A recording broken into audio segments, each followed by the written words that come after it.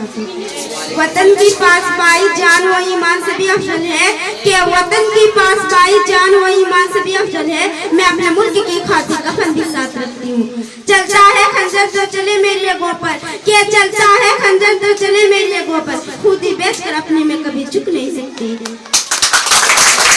मिटने को तो ये दुनिया भी मिल सकती, लेकिन तारीख के औरात से कभी मैं मिट नहीं सकती। जनाब सदर मोहतरम असदुज़्ज़ा किराम और मेरे हम मकतब साथियों, अस्सलाम वालेकुम रहमतुल्लाहि व बरकातहू। आज जिसकी दर पर जान खाल करने का मौका मिला है, उसका उन्वान है आज़ादी। कौमों की जिंदगी में ऐसे दिन भी आते हैं जो तारीख में हमेशा याद रखे जाते हैं। हिंदुस्तान हमारा प्यारा मुल्क है जो 15 अगस्त 1947 को आजाद हुआ।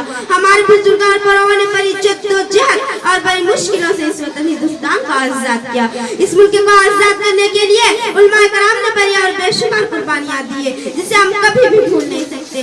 जब अंग्रेजों ने टीपू सुल्तान को शहीद कर दिया और अंग्रेजों ने हुक्म जारी किया कि ईस्ट इंडिया कंपनी का हुक्म चलेगा, उस वक्त सारे लोग सो चुके थे।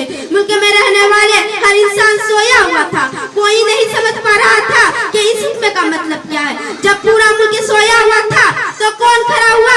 आलिमुद्दीन खड़ा हुआ। हजरत मौलाना शाह वलीउल्लाह मुहद्दिस दिलाई खड़े हुए। उन्होंने बताया कि ईस्ट इंडिया कंपनी के हुक्म का मतलब है कि हमारा मुल्क हिंदुस्तान गुलाम हो चुके हैं, हम गुलाम बन चुके हैं और गुलामी से आजाद करने के लिए जिस तरह मुसलमानों पर नमाज फर्ज है, जिस तरह मुसलमानों पर रोजा फर्ज है, जिस तरह मुसलमानों पर ज़कात फर्ज है, जिस तरह मुसलमानों पर हज फर्ज है, उसी तरह मुसलमान इस मुल्क को आजाद करने के लिए अपनी जान को, अपने माल को कुर्बान करना फर्ज है। यह ऐलान करने वाला एक मदरसा के पढ़ने वाला मौलवी था।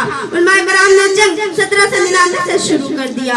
अंग्रेजों के खिलाफ 1897 में शामिली के मैदान में उलमा कराम ने अंग्रेजों से बाकायदा जंग की, जिसका अमीर हाजी इमदादुल्लाह मक्की मुकर्रर हुए और उसकी क़यादत से मौलाना रशीद अहमद, मौलाना कासिम, मौलाना मुनीर साहब रहे थे।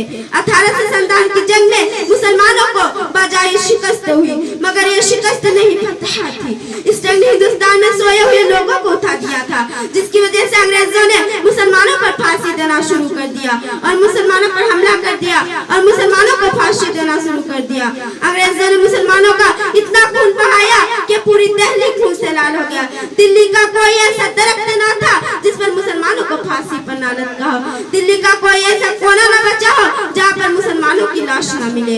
इस मुल्क के लिए अपने खून की नदी अगर किसी ने बहाया था तो वो मुसलमान है, मगर अफसोस आज किसी का इतिहास मिटाया जा रहा है तो सिर्फ हिंदुस्तान के मुसलमानों का। याद रखो मुसलमानों और हिंदुस्तान के सभी लोगों, इस मुल्क को अगर आजाद किया है तो वो मुसलमानों ने ही आजाद किया है। अपनी जान को कुर्बान करने का फतवा इस मुल्क के लिए दिया है तो वो मुसलमानों ने ही दिया है, और अगर किसी ने हिस्सा ना लिया तो वो इस मुल्क के RSS ने नहीं लिया।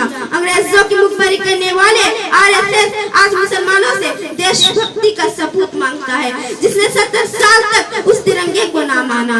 आज हम जिस एटम बम पावर मुल्क जाने जाते हैं, इस एटम बम के होने से कोई भी मुल्क हमें आंख नहीं दिखा पाती, कोई मुल्क हमें झुका नहीं पाती, कि कोई मुल्क हमें झुका नहीं पाती, कोई मुल्क हमें धमकियां नहीं दे पाती।